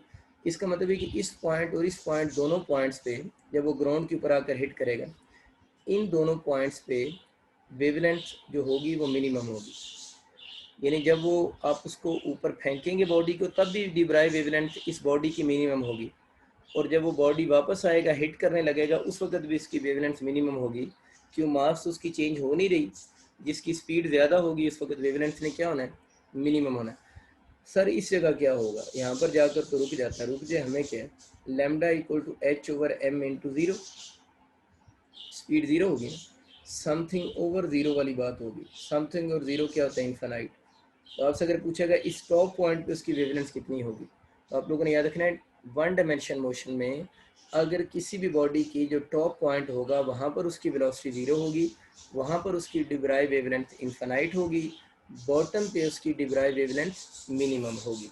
ठीक हो गया। इसी चैप्टर में आगे चलते हैं, आगे चलते हैं हम जनाब, आगे चलते हैं अपने प्रोजेक्टाइल के ऊपर। अब मैं जल्दी जल्दी लिखूंगा। हमें पता है यहाँ पर और यहाँ पर स्पीड क्या होती है, सेम होती है, पता है ना, यहाँ पर स्पीड सेम, और स्पीड मैक्सिमम भी होती है ना, पता है ना, यहाँ पर स्पीड सेम, और स्पीड क्या होती है, मैक्सिमम भी होती है। यहाँ पर स्पीड 0 होती है, नहीं, यहाँ स्पीड 0 नहीं होती, लेकिन यहाँ पर स्पीड क्या होती है, मिनिमम होती है। मुझे ये बताओ, अब अगर आपका सवाल आ जाए डिब्राइव वेवलेंथ का, इस पॉइंट पे डिब्राइव वेवलेंथ क्या होगी, स्पीड मैक्सिमम तो de Broglie wavelength minimum, speed maximum de Broglie wavelength minimum. इस पॉइंट पे सर क्या होगा, यहाँ पर स्पीड 0 है, नहीं 0 तो नहीं है, या स्पीड मिनिमम है। तो यार जब स्पीड मिनिमम है, जब स्पीड इस पॉइंट पे मिनिमम है, जब स्पीड मिनिमम है तो इस पॉइंट पे वेवलेंथ फिर क्या होगी, मैक्सिमम नहीं होगी।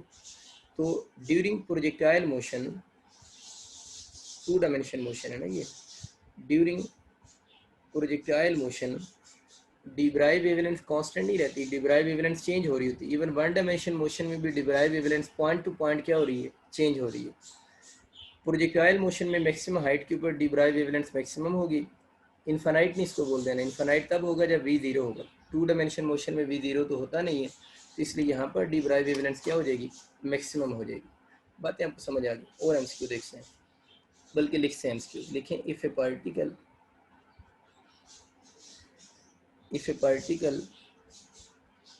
moves if a particle moves with a speed of light, if a particle moves with the speed of light, then which of the if a particle moves with the speed of light, then which of the following is correct for its de Broglie wavelength। ठीक है ना, ये उसका सवाल है। Option भी लिखें, h/mc, h/2mc, infinity 0। बहुत आसान सा सवाल, बस एक छोटा सा पुराना कंसेप्ट। अगर कोई पार्टिकल है मूव कर रहा है with the speed of light से, then which of the following is correct for its de Broglie wavelength.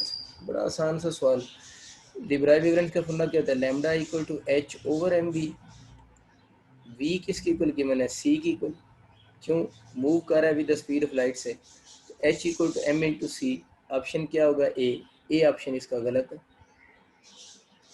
अगर वो स्पीड ऑफ लाइट से मूव कर रहा है तो सर वी को सी रखा है, तो ऑप्शन ए फिर भी गलत आ गया, ए ऑप्शन इसका नहीं हो सकता, तो गड़बड़ होगी। गड़बड़ इसलिए होगी है कि आप एक बहुत बेसिक कंसेप्ट ज़ाया कर रहे हैं।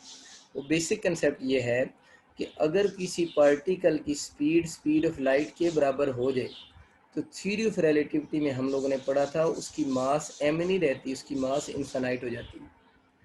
थ्योरी ऑफ रिलेटिविटी में पढ़ा है कि अगर किसी पार्टिकल की स्पीड ऑफ लाइट के बराबर हो जाए, ये बात आप लोगों ने कहाँ से सीखी हुई है?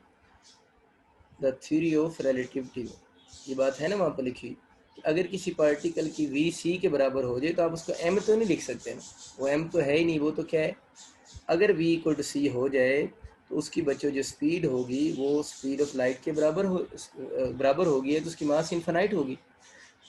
तो जब आप इस फार्मूले में ये जहमत करेंगे ना, आप एच ओवर एम को इन्फिनिटी लिखें, वी की जगह सी लिखें, और समथिंग ओवर इन्फिनिटी किसकी हो जाएगा, ज़ीरो। देखें ना, इन्फिनिटी के साथ सी को मल्टीप्लाई करेंगे तो इन्फिनिटी आएगा ना। अच्छा लिख देता हूँ, ये लो, समथिंग ओवर इन्फिनिटी क्या होता है, ज़ीरो। तो इसका ऑप्शन फिर कौन सा होगा, डेल्टा ऑप्शन बनेगा। बहुत खूबसूरत आंसर की वजह कि इसमें ज़्यादातर जल्दी में हम ऑप्शन ए चूज़ कर देते हैं क्योंकि वी को सी लिख देते हैं, लेकिन इसमें थोड़ा सा आप लोगों ने कंसेप्ट एक थ्योरी ऑफ रिलेटिविटी का भी मिक्स कर लेना है कि अगर वी इक्वल टू सी हो जाए, ये बात समझ आ गई ना, वी इक्वल टू सी हो जाए तो मास क्या हो जाती है, इनफाइनाइट हो जाती है। और अगर मास इनफाइनाइट हो जाएगी तो उस केस में आप लोगों ने जो डिब्राई वेवलेंथ है वो आपके पास एच बाई एम सी नहीं होगी, बल्कि उसकी जो डिब्राई वेवलेंथ है वो दैट इज़ इक्वल टू क्या हो जाएगी, ज़ीरो हो जाएगी। ये बातें होगी। एक दो छोटी छोटी बातें मैं वैसे लिख देता हूँ। डेविसन एंड जर्मर ने जो एक्सपेरिमेंट किया था ना, ये वैसे इन्फॉर्मेशन है, पता होनी चाहिए वैसे। डेविसन जर्मर ने जो एक्सपेरिमेंट किया था, एक एमसीक्यू आता है, उन्होंने अपने एक्सपेरिमेंट में मेटल कौन सी यूज़ की थी, उन्होंने अपने एक्सपेरिमेंट में निकल मेटल यूज़ की थी, यानी निकल को उन्होंने यूज़ किया। फिर ये आ रहा था कि उन्होंने जो वोल्टेज सोर्स यूज़ किया था वो कितने वोल्ट्स का यूज़ किया था, तो उन्होंने जो वोल्टेज सोर्स यूज़ किया था वो 54 वोल्ट का यूज़ किया था अपने एक्सपेरिमेंट में। ये वैसे डायरेक्ट इंक्लूड तो नहीं है, लेकिन क्योंकि डिब्राई की बात को इन्होंने प्रूव किया था, इसलिए हम इसका थोड़ा सा स्केच बना लेते हैं। ये सपोज करें उसका फिलामेंट है, यहाँ पर यूँ समझ लें कि उनका कोई एनोड लगा हुआ है, इस पर प्लस कर देते हैं। यहाँ पर उन्होंने वो निकल को प्लेस किया था, ये सपोज कर लें निकल यूँ होगी पेंटागन। तो ये बात कर रहा है कि ये फिलामेंट हो गया, यहाँ पर एनोड है, और इसके साथ में यहाँ पर जो है वो निकल मेटल उन्होंने प्लेस की हुई, ठीक है।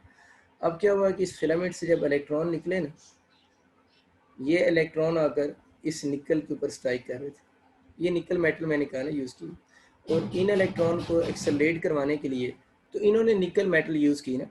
अब निकल मेटल की यू प्लेन होगी ना, क्योंकि क्रिस्टल है ना। इसका एक एमसीक्यू आ रहा था कि निकल मेटल में ये एक प्लेन है, ये दूसरी प्लेन है, जिस तरह मैंने दो प्लेन बनाई हैं, ये प्लेन पी पी प्राइम, ये प्लेन पी वन प्राइम। इन प्लेन्स के दरमियान में जो स्पेसिंग होती है उसका भी एमसीक्यू आ सकता है कि निकल में डी किसकी इक्वल होगा ना, डी इसका जो डी हम कहते हैं इनर प्लेनर स्पेसिंग को, डी जो बनता है वो क्या होगा, इनर प्लेनर स्पेसिंग होता है। तो अगर आपका एमसीक्यू आ जाता है ना कि निकल के फार्मूले में इनर प्लेनर स्पेसिंग कितना था, तो वो इसका बनता था 0.91 इंटू -10 मीटर। यानी ये इन्फॉर्मेशन बस थोड़ी सी याद रखो।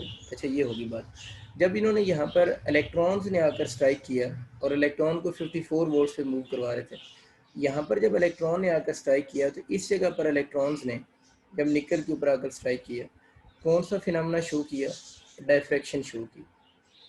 इलेक्ट्रॉन ने जब निकल क्रिस्टल के ऊपर स्ट्राइक किया डेविसन और जर्मन एक्सपेरिमेंट में, तो इन इलेक्ट्रॉन्स ने क्या शो की है, डायफ्रैक्शन का फिनोमेना शो किया। यहाँ पर उन्होंने डिटेक्टर लगाए हुए थे, यानी ये जो सारी बाउंड्री है ये बाउंड्री बेसिकली डिटेक्टर्स की है। यहाँ पर उन्होंने डिटेक्टर लगाए हुए थे, और जब निकल क्रिस्टल के ऊपर उन्होंने स्ट्राइक किया तो यहाँ पर जाकर इस डिटेक्टर ने किस चीज़ को ऑब्जर्व किया, इन डिटेक्टर के ऊपर डायफ्रैक्शन पैटर्न बना, यानी इन डिटेक्टर ने डायफ्रैक्शन पैटर्न को ऑब्जर्व किया। मुझे तो डायफ्रैक्शन पैटर्न जो होता है वो वेव बिहेवियर है, ये पार्टिकल बिहेवियर, ये तो वेव नेचर का काम होता है। इसका मतलब ये यहाँ पर कौन डायफ्रैक्शन शो कर रहा है, इलेक्ट्रॉन। अगर इलेक्ट्रॉन डायफ्रैक्शन शो कर रहे हैं, इसका मतलब है कि डायफ्रैक्शन जो है वो वेव नेचर का फीचर है। इसका मतलब है इलेक्ट्रॉन तो पार्टिकल था, लेकिन इस एक्सपेरिमेंट में इलेक्ट्रॉन ने क्या शो की है, डायफ्रैक्शन शो की है। इसका मतलब है इलेक्ट्रॉन की कौन सी नेचर है, वेव नेचर है। समझ आ गई बात की ना, कि इस एक्सपेरिमेंट में निकल क्रिस्टल के ऊपर जब इलेक्ट्रॉन ने स्ट्राइक किया तो इलेक्ट्रॉन ने डायफ्रैक्शन शो की, डिटेक्टर ने इसको डिटेक्ट किया, डायफ्रैक्शन पैटर्न बना उन डिटेक्टर्स के ऊपर, तो इसका मतलब है यहाँ पर इलेक्ट्रॉन की वेव नेचर है। वैसे ही और बातें भी याद रख लें।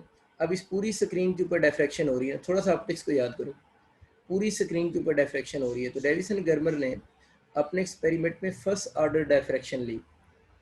M1 का मतलब क्या है, फर्स्ट ऑर्डर डायफ्रैक्शन ली, और फर्स्ट ऑर्डर डायफ्रैक्शन का अगर एंगल पूछ लेता है तो कितने डिग्री बना था, 65 डिग्री।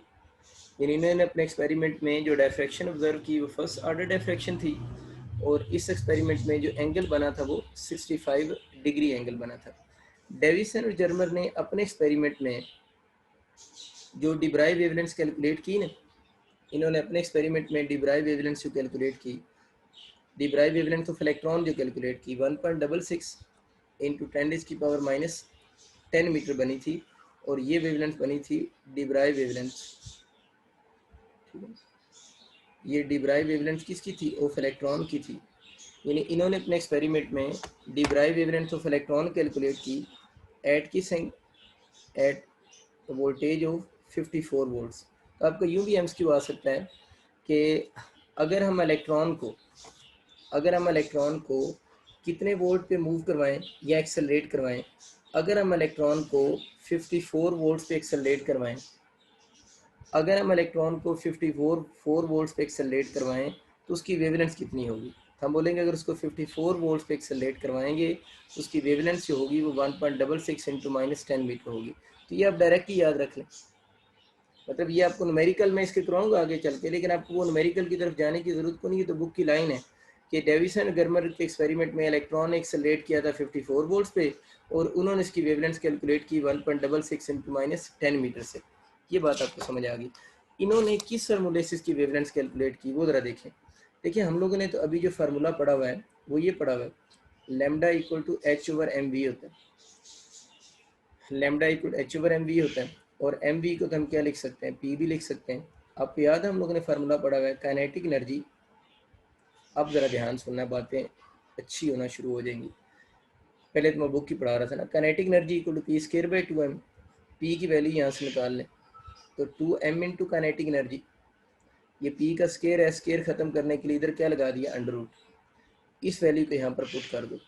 तो डिब्राइव वेवलेंथ का एक formula in terms of kinetic energy ये बन जाएगा 2m इंटू काइनेटिक एनर्जी। ये भी मेरा पुत्र डिब्राइव वेवलेंथ का ही फार्मूला है, लेकिन ये डिब्राइव वेवलेंथ का formula in terms of kinetic energy है। ये डिब्राइव वेवलेंथ का formula in terms of kinetic energy है। अभी क्या बात हो रही थी, इलेक्ट्रॉन एक्सेलरेट करके आ रहा है। अभी ये बात हो रही थी कि इलेक्ट्रॉन एक्सेलरेट करके आ रहा है, इलेक्ट्रॉन एक्सेलरेट करके आ रहा है। अगर इलेक्ट्रॉन एक्सेलरेट करके आ रहा है तो इलेक्ट्रॉन काइनेटिक एनर्जी गेन कर रहे हैं, उस काइनेटिक एनर्जी का फंडा Q इंटू वी नहीं होता। इलेक्ट्रॉन ने जो काइनेटिक एनर्जी गेन की है उसका फंडा Q इंटू वी होगा, ये बिल्कुल होगा। तो ठीक हो गया, इस फार्मूले को यूँ भी लिख सकते H/2m इंटू क्यू वी भी लिख सकते। इसका ये कैपिटल वी वोल्टेज के लिए है ना, ठीक है, कैपिटल वी वोल्टेज के लिए। ये भी डिब्राइव वेवलेंथ का फार्मूला है। ये डिब्राइव वेवलेंथ का formula in terms of kinetic energy है। ये डिब्राइव वेवलेंथ का formula in terms of potential difference या वोल्टेज की फॉर्म है। ये सारे डिब्राइव वेवलेंथ के फार्मूले हैं, वो जो अभी मैं बात कर रहा था ना। और अगर हम इसी फार्मूले को फॉर इलेक्ट्रॉन लिखें, या तो क्यों लिखा मैंने, अगर इलेक्ट्रॉन के लिए लिखें तो डिब्राइव वेवलेंथ का फार्मूला बन जाएगा H/2m, क्यू की जगह पर क्या लिख देंगे, E इंटू वी नहीं हो जाएगा। ऊपर वाला फार्मूला तो किसी भी चार्ज के लिए है ना, लेकिन ये नीचे वाला फार्मूला किसके लिए हो जाएगा, इलेक्ट्रॉन के लिए हो जाएगा। सुने ध्यान से मेरी बात, ये जो मैंने कहा है ना 54 वोल्ट्स आंसर आया, ये मैंने कैसे कैलकुलेट किया, इस फार्मूले से कैलकुलेट किया। मैंने नहीं बल्कि बुक में लिखा हुआ है। एच हमें पता था, एम इलेक्ट्रॉन की मास है, ई चार्ज एन इलेक्ट्रॉन है। डेविसन और जर्मर ने अपने एक्सपेरिमेंट में यहाँ पर कितने वोल्ट पुट किया, 54 वोल्ट पुट किया। जब उन्होंने यहाँ पर ये 54 वोल्ट पुट किया तो इलेक्ट्रॉन की वेवलेंथ कैलकुलेट हुई। ई किसकी चार्ज है, इलेक्ट्रॉन का चार्ज, एम किसकी मास है, इलेक्ट्रॉन की मास। ये वाला फार्मूला सिर्फ इलेक्ट्रॉन के लिए है, ये वाला हम फॉर इलेक्ट्रॉन लिख रहे हैं। और ये वाला जनरल फार्मूला है, कोई चार्ज और कोई पोटेंशियल लिख लो, कोई चार्ज हो सकता है, जो चार्ज होगा उसकी मास होगी, जो चार्ज होगा उसकी मास, ये जनरल है, ये इलेक्ट्रॉन के लिए। तो इस फॉर्मूले से उन्होंने ये वेवलेंथ कैलकुलेट की है 1.66 इंटू -10। तो मैं ये कह रहा था ये हो सकता है ये डायरेक्ट आ जाए तो डायरेक्ट आंसर पुट कर दो, ज़रूरत नहीं है सॉल्व करने की, ठीक है। डेविसन और जर्मर ने इसी एक्सपेरिमेंट में इलेक्ट्रॉन की वेवलेंथ को एक और मेथड से भी कैलकुलेट किया। वो मेथड था ब्रैग्स लॉ। उन्होंने इलेक्ट्रॉन की वेवलेंथ को ब्रैग्स लॉ से भी कैलकुलेट किया। और ब्रैग्स लॉ आपको याद है 2d sin theta equal to m lambda, वही एक्स रेज डिफ्रैक्शन है यार। m आपको पता है इस एक्सपेरिमेंट में कितना है 1, एंगल इस एक्सपेरिमेंट में कितना है 65 डिग्री, d पता है ना निकल का इनर प्लेनर स्पेसिंग है। इस फॉर्मूले में अगर m ऑर्डर 1 लें, एंगल 65 डिग्री पुट करें और d आप निकल का यूज़ करें, वो जो 0.91 इंटू -10 अभी बताया ना यार, ये बात कर रहा हूँ 0.91 इंटू -10, इस फार्मूला में पुट करके आप इस वेवलेंथ को कैलकुलेट करें तो इस वेवलेंथ का आंसर आएगा 1.65 इंटू -10 मीटर। इसका मतलब ये कि उन्होंने इस मेथड से जब 54 वोल्ट रख के सॉल्व किया था तो 54 वोल्ट रख के सॉल्व कितना किया है 1.66 इंटू -10 मीटर जवाब आया। और जब उन्होंने ब्रैग्स लॉ से कैलकुलेट किया तो आंसर 1.65 इंटू -10, तो ये दोनों आंसर सेम है ना ऑलमोस्ट, और 65 और 66 से फ़र्क तो नहीं पड़ता, इधर भी पावर -10 इधर भी पावर -10, इधर भी 1.6 इधर भी 1.6। इससे प्रूव हो गया कि वाकई जो इलेक्ट्रॉन है उसकी कौन सी नेचर है, वेव नेचर है, क्योंकि दो डिफरेंट रिजल्ट आपस में क्या कर गए थे, मैच कर गए थे। मैंने ये सारी बातें इसलिए की हैं, अगर आपको कभी सवाल आ जाए, आपको M1 गिवन हो, एंगल 65 डिग्री गिवन हो, D गिवन हो, और आपसे के वेवलेंथ कैलकुलेट करें और आप कहें जनाब ये वाला फार्मूला तो कैलकुलेटर के बिना सॉल्व ही नहीं होता, देखिए ये वाली वैल्यू तो एग्जैक्ट बुक में लिखी हुई है ना, तो ये आपको याद होनी चाहिए वैसे ही, इसके लिए कैलकुलेटर की ज़रूरत ही नहीं है। या अगर आपके ये न्यूमेरिकल आ जाए वो कि इलेक्ट्रॉन के लिए पोटेंशियल डिफरेंस 54 वोल्ट है, 54 वोल्ट है इलेक्ट्रॉन के लिए, आप इलेक्ट्रॉन की डिब्राइव वेवलेंथ कैलकुलेट करो तो आपको डायरेक्ट याद होना चाहिए। इसमें कैलकुलेटर आपके पास होना या कैलकुलेटर आपके पास ना होने का कोई एक्सक्यूज़ नहीं होता, ठीक है, आपको वैसे ही क्वेश्चन सॉल्व करने आने चाहिए। चलें, हमें कुछ एक दो नए और फार्मूले मिल गए, इस पे भी हम दोबारा थोड़ी सी पॉलिटिक्स कर लेते हैं। सपोज करें आपके एमसीक्यू ये आ गया है, कैलकुलेट रेशो ऑफ, अच्छा मैं वेवलेंथ लिखूँ ना तो इसका मतलब है डिब्राइव वेवलेंथ है, ना भी कहूँ तो ज़ाहिर डिब्राइव वेवलेंथ है। अल्फा पार्टिकल और प्रोटॉन की डिब्राइव वेवलेंथ की रेशो बताओ। आगे दो क्वेश्चन है। पहला क्वेश्चन है if both have same kinetic energy, एक सवाल ये है, और दूसरा सवाल ये है इफ़ बोथ आर एक्सेलरेटिंग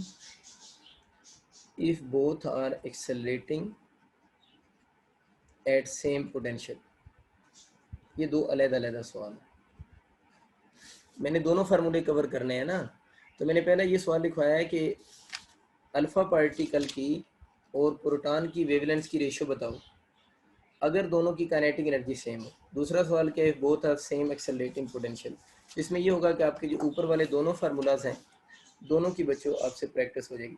सबसे पहले लिखते हैं lambda equal to H/2m into kinetic energy. पहला सवाल क्या, पहला पार्ट यही था ना कि दोनों की काइनेटिक एनर्जी सेम हो जाए। तो मुझे बताओ इस केस में क्वेश्चन में क्या गिवन है, दोनों की काइनेटिक एनर्जी कांस्टेंट हो जाए।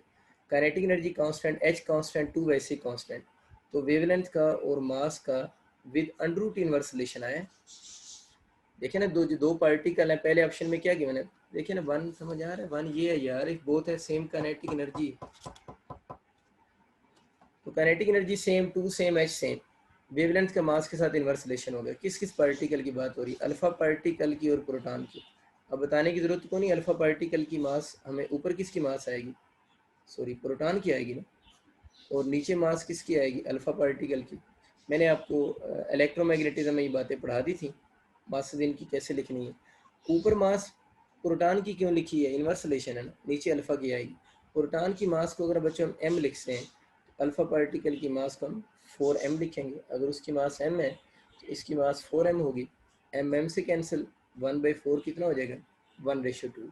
तो अल्फा पार्टिकल और प्रोटॉन की वेवलेंथ की रेशो 1/2 आ जाएगी, बहुत आसान बात। दूसरा इसका सवाल ये है कि if both are accelerating at same potential, तो उसके लिए फॉर्मूला क्या लिखेंगे, 2m/qv लिखेंगे ना, क्या लिखेंगे बच्चों, 2m/qv। जनरल फार्मूला तो ये था ना, इस सवाल में ये गिवन है if both are same potential, अगर v सेम है, h सेम है, 2 सेम है, तो क्या दोनों पर चार्ज सेम है? जिन सवाल प्रोटॉन और अल्फा पार्टिकल है, ना दोनों का चार्ज सेम है, ना बच्चों दोनों की मास सेम है। तो इस केस में m और q दोनों वेरिएबल है, मास भी वेरिएबल है, और दोनों वेरिएबल में मतलब दोनों का सेम नहीं है ना, वेरिएबल मतलब सेम नहीं है। अल्फा पार्टिकल ओवर प्रोटॉन है, सीक्वेंस देख लेना जो भी लिखी है, हाँ ये लिखी है मैंने, अल्फा ओवर प्रोटॉन। अब इसका तरीका ये ना कि हमें ये तो पता है इन्वर्स रिलेशन है, हमें ये तो पता है इन्वर्स रिलेशन है ना, आपने नीचे चीज़ें किसकी लिखनी है? अल्फा की, ऊपर प्रोटॉन की। तो ऊपर प्रोटॉन की मास m होती है, प्रोटॉन पर चार्ज हम कितना लेते हैं? E लेते हैं। ये बातें मैंने आपको इलेक्ट्रोमैग्नेटिज्म में सिखा दी हैं अपनी पढ़ा। नीचे अल्फा पार्टिकल की मास लिखनी है, अगर प्रोटॉन की m लिखी है तो अल्फा पार्टिकल की मास 4m नहीं होगी। अगर प्रोटॉन पर चार्ज आप लोगों ने E लिखा है तो अल्फा पार्टिकल पर चार्ज 2e नहीं लिखेंगे। ये बातें तो बहुत सिंपल है, ये इससे कैंसिल, ये इससे कैंसिल, ये 4 का अंडरूट तो लिया जा सकता है ना, 4 को 2 से कर देंगे तो 8 बन जाएगा। वैसे इसका आंसर 1/√8 बहुत कम लिखा हुआ आता है। जब अंडरूट के अंदर दो इस तरह के नंबर आ जाए जिसमें एक का अंडरूट लिया जा सके तो हम उसका अंडरूट ले लेते होते हैं ना। तो इसका जो आंसर आपका बन जाएगा, 4 का ले लें तो 2 हो जाएगा। क्या 4 का अंडरूट ले लें तो क्या हो जाएगा? 2 हो गया। तो ज़्यादातर ये वाला आंसर इस फॉर्म में लिखा हुआ है, वो भी आ सकता है 1/√8, लेकिन ज़्यादातर इसके जो आने के चांसेस होते हैं वो इसी फॉर्म में चांसेस होते हैं कि आपके क्वेश्चन इस फॉर्म में आ जाए। ठीक है। अच्छा, और अगर हम इसके क्वेश्चन देखें, ये आपको समझ आ गया ना कि उस टाइप के जो क्वेश्चन आएंगे उनको आप लोगों ने किस तरह सॉल्व कर लेना है। इसके अलावा अगर हम बात करें तो अगर आपसे क्वेश्चन आ जाता है अल्फा पार्टिकल है, प्रोटॉन है, न्यूट्रॉन है और इलेक्ट्रॉन है। Alpha particle, proton, neutron, electron all have same speed, all have same speed. तो आपसे पूछते हैं इनकी डिब्राइव वेवलेंथ का ऑर्डर बताओ, किसकी डिब्राइव वेवलेंथ कम होगी, किसकी ज़्यादा होगी? तो लैम्डा इक्वल टू h/mv होता है। इन सब की स्पीड्स सेम है, ये तो बेसिक वाला फार्मूला आ गया ना। फिर h कांस्टेंट, स्पीड सबकी कांस्टेंट, तो वेवलेंथ का और मास का आपस में कौन सा होगा? सिंपल इन्वर्स रिलेशन हुआ।